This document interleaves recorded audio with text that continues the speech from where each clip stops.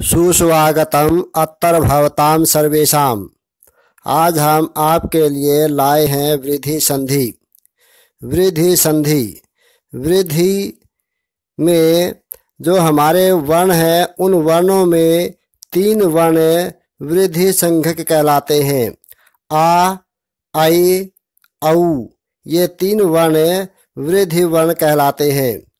महर्षि पाणिनीय ने वृद्धि संधि के लिए वृद्धि रेचि इस सूत्र की रचना की।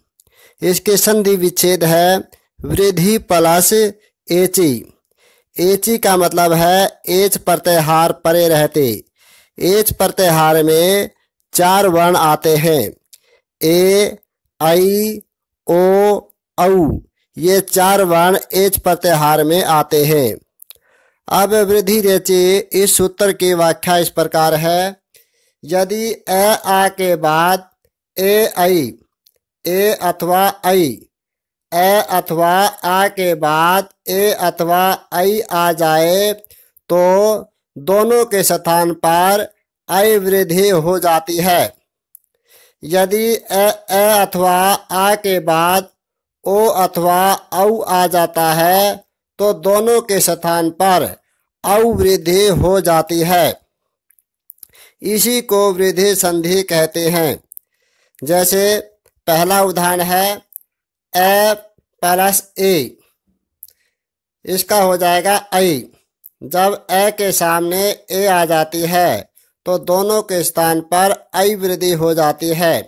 जैसे 1 प्लस 1 है, यहाँ पर कै में ए है और जमा के निशान से परे 1 से का ए है तो दोनों के स्थान पर आई वृद्धि होकर यहाँ पर एक से बना।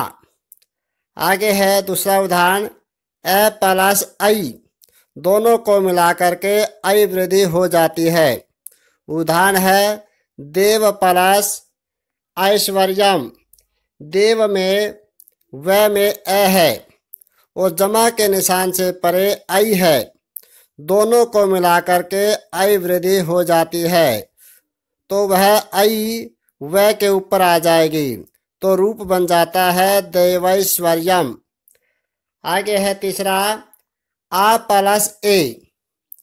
आ प्लस ए को मिलाकर के आई बन जाता है। इसका उदाहरण है सदा प्लस एव। सदा में दा में आ है, आ और एव का ए मिलाकर के आई बन जाता है। वह आई की मात्रा द के ऊपर आ जाती है तो वह रूप बन जाता है सदैव। आगे है आ प्लस ओ, दोनों को मिलाकर के औ वृद्धि हो जाती है। जैसे उदाहरण है गंगा प्लस ओघ है। गंगा यहाँ पर आ है और ओघ का ओ है, दोनों को मिलाकर के औ वृद्धि हो जाती है और वह औ गंगा के ग के ऊपर आ जाता है, गंगोघ है। आगे 5वां है ए प्लस औ, दोनों को मिलाकर के औ वृद्धि हो जाती है। कृष्ण प्लस ओत्कंठम, यहाँ अने में ए है, ओत्कंठम का औ है, दोनों को मिलाकर के औ बन जाता है और वह औ की मात्रा न के ऊपर आ जाती है तो वह कृष्णोत्कंठम ऐसा रूप बन जाता है। आगे 6ठा है ए प्लस ऋत है। यहाँ पर एक वार्तिक आता है ऋते च तृतीया समासे। यह वार्तिक कहता है जब तृतीया समास में, तृतीया तत्पुरुष समास में ऋत शब्द का प्रयोग किया जाता है तब वहां पर आर वृद्धि हो जाती है। जो जमा के निशान से पहले जो शब्द होता है उस शब्द के अंतिम वर्ण में जो ए होता है उस ए को मिला करके और आगे जो ऋत का री है इन दोनों को मिला करके आर हो जाता है। आ जो है जमा के निशान से पहले वाले पद के अंतिम वर्ण में आ जाता है और जो र है वो र आगे जो ऋत का जो तय है उस तय के ऊपर चला जाता है, वह आर्त बन जाता है। अब इसका उदाहरण है सुख प्लस ऋत है। यहाँ तृतीय तत्पुरुष समास में सुख का सुखेन हो जाएगा, सुखेन रहता है। ये तृतीय विभक्ति का एक वचन हो जाता है समास में, और समास में विभक्तियों का लोप हो जाता है।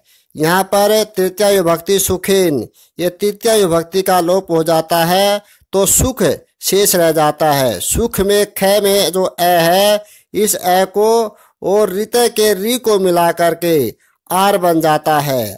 आर का आ ख में आ जाता है, सूखा ऐसा बन जाता है, और रै तय के ऊपर चला जाता है तो सुखार्थ है, ऐसे बन जाता है। आगे सातवां है प्र प्लस रिच्छति। यहाँ पर एक सूत्र आता है उपसर्गा देते धातु। ये सूत्र कहता है जब अकारांत उपसर्ग के बाद में री वाली धातु आती है, कहने का मतलब है जब जमा के निशान से पहले आकारांत कोई भी उपसर्ग आती है, जिस उपसर्ग के अंत में ए आता है, ऐसी कोई उपसर्ग जमा के निशान से पहले आती है और जमा के निशान के बाद री वाली कोई भी धातु आती है, तब वह उपसर्ग का ए और री वाली धातु का री दोनों को मिला करके आर वृद्धि हो जाती है। तो यहाँ पर एक उदाहरण दिया गया है प्र प्लस रिच्छति। प्र ये आकारांत उपसर्ग है। प्र प रे के अंदर ए है, इस ए को और रिच्छति के री को मिला करके आर वृद्धि हो जाती है तो ये रूप बन जाता है प्रार्थति। उसी प्रकार एक और शब्द है उपार्चति। उप प्लस रिच्छति, उप उपसर्ग प में ए है, रिच्छति का री है और री को मिला करके आर बन जाता है तो रूप बन जाता है उपार्चति। अब बहुत से उदाहरण दिए गए हैं, उन उदाहरणों में वृद्धि संधि के उदाहरण को कैसे पहचानोगे, इसकी पहचान बताते हैं कि संधियों के उदाहरणों में जिस उदाहरण पर आई और औ की मात्रा होती है, या आई की मात्रा हो या फिर औ की मात्रा हो, तो वह वृद्धि संधि का उदाहरण होता है। अब संधि विच्छेद कैसे करते हैं? जहाँ पर आई और औ की मात्रा होती है वहीं पर ही संधि विच्छेद होता है। प्यारे बच्चों, अगले संदेश आपके पास जल्दी पहुंच जाए, इसके लिए आप सब्सक्राइब करें। तावत् शुभमस्तु। जयतु भारती।